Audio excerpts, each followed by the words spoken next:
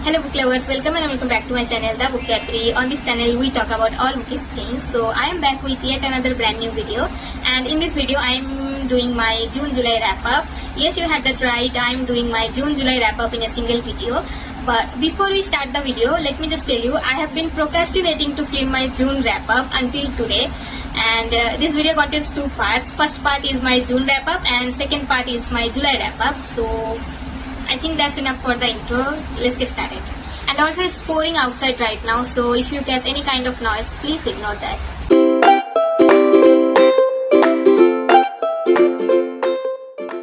So I read 7 books this month, and mostly short books, but I enjoyed each of them. So the very first book I read this month is this one, The Crash by Freida McFadden, and it is my 9th book by Freida. It's crazy because I never read this many books by a single author, but anyways, just let's talk about this book. I don't know whether this book is underhyped or overhyped. All I know that I picked up this book, I read this book, and I enjoyed reading this book. This book is very simple, like the storyline is very basic and it has less manipulative characters and it has less twist. Although it is not that thrilling, but still it is oddly gripping, and I couldn't hold myself from reading this book. So yeah, and the storyline kicks off when Tegan, our main protagonist, she was 8 months pregnant and she caught up in a snowstorm. That's when a man, he saved her and brought her to his house where she get to know his wife Polly. She was a ex-nurse, and Polly insisted Tegan to stay with them until the storm comes down.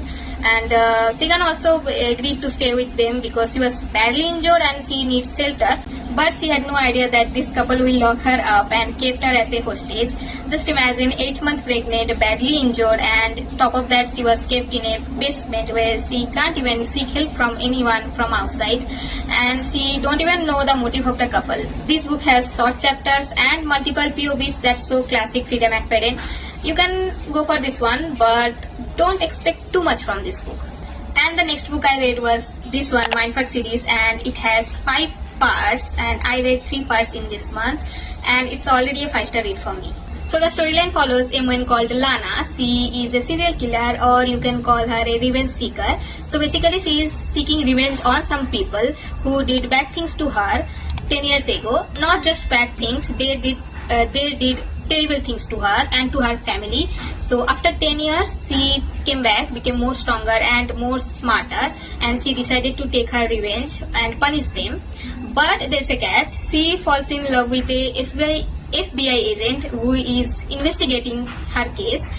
One of the best book I have read this year, and one of the best writing style I came across. Lana's character is a safe case. Like, her character is like you mess with her and you are going to pay the price. I just love her character. I love reading strong female characters, and Lana is one of them. But if you decide to read this book, then I would suggest you to check all the trigger warnings, because this book deals with some sensitive topics, and check that out first before reading this book. And if you are comfortable, then go for it. And I would not recommend this book to someone who is under 18. And the next book I read was this one, Everything Has a Price by Nitish, and it is my first ever review copy, and the author was so generous to send this book to me. So the storyline follows Jenny. On her 7th birthday, she was going for a picnic to Uti to visit her grandma, but their trip turns into tragic when her mom accidentally hit a woman and his son Raj. In that accident, the woman did not survive, but his son Raj survived, and he became an orphan at a very young age. So Raj decided to take revenge on Jenny. After 18 years, he came back and he decided to kill her. So this is also kind of a revenge story, and I absolutely love this story because I did not expect this book to be this much fast-paced, and it is very fast-paced. And when I read the prologue, the story starts from the very first chapter, and you don't have to wait for the world building at all.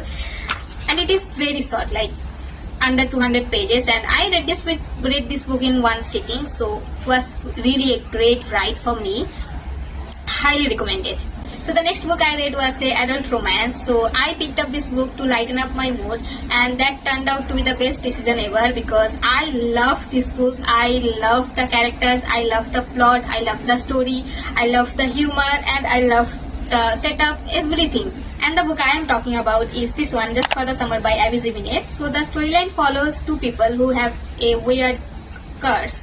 like whoever they date, after breaking up with their partners, their ex-partners will find their true love right after breaking up with them. And so these two people connected through Reddit, and they decided to fake date each other in order to find their true love once they broke up. The plot sounds funny, but it also deals with mental health problems and all. And definitely this is my favorite romance book right now, and it is going to be in my top reads of 2025. So moving on, I read Deadly Clues by Amrinder Mukherjee, another review project, and it gives me all those Sherlock Holmes vibes but in Indian version. And this book has 5 short stories and a young detective who is going to solve all those cases with his decisions and razors of mind. I really like this book. And the next read was my most favorite read of June, and that book is The Ballad of Never After, and it is the second part of Once Upon a Broken Heart series. And don't worry, I'm not going to spoil anything in case you have not read this book. But if you want to know my review on this book, then you have to wait for the video that I am planning to make, where I'll be talking about the entire series in a single video once I am done with the last part, The Curse for True Love. And also it's my 6-star read. And the last book I read was this one, The Lantern of Lost Memories by Sanaka Hiragi, and it was my another 5-star read. I got 2 5 stars, 1 6 stars in this month. What a great reading month, you guys. I can't be more happy than this. This book contains 3 short stories, and in each stories you will see a Photoshop where you can go back to your past and relive a moment of your memories. This is very heartwarming, and it has time traveling element that is my favorite trope.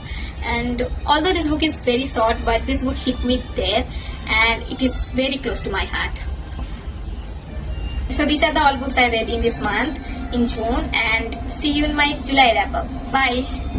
Hello guys, welcome to my July wrap up, and I'm going to wrap this video very soon because the construction noise is getting hoarse and I don't think I can go any long like this. So without any further ado, let's start the video. And also, I have not read many books this month. I read total 5 books, and 4 of them are really short, like under 200 pages.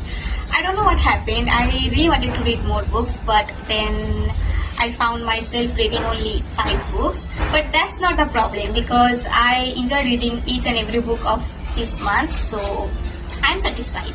So the very first book I read in this month was this one, Operation Maurya by Mandar Bam, and the story is about a terrorist attack that was about to happen on Mumbai during Ganesh Chaturthi, and 3 raw agents, they were about to lead this operation to stop that attack on Mumbai.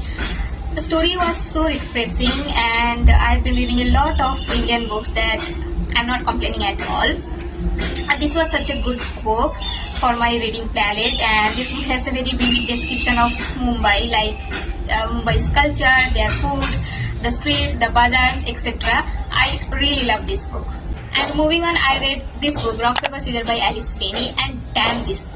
This book has 310 pages, and the real twist comes around the last 50 to 60 pages, so you really have to be patient while reading this book. But at the end, it will be all worth it.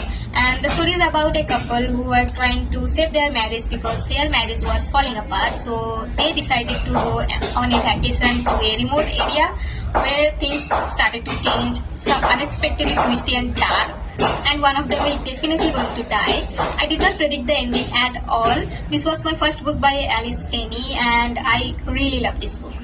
And moving on, I finished reading the last 2 parts of Mindfuck series. So it was initially 5-star for me when I read the first 3 parts, but after reading the last 2 parts, I stick to my ratings. It is still a 5-star read. The ending is really satisfying. I just love to read dark feminine characters, and Lana is one of my favorite FMC right now. And lastly, I read this book, Stars Will Guide You Home by Stuti Changil. I'm sorry if I'm butchering the name. This book is so cute, and the story is about 2 exes who met again through an online dating app and fall in love with each other all over again, like they were always meant to be forever.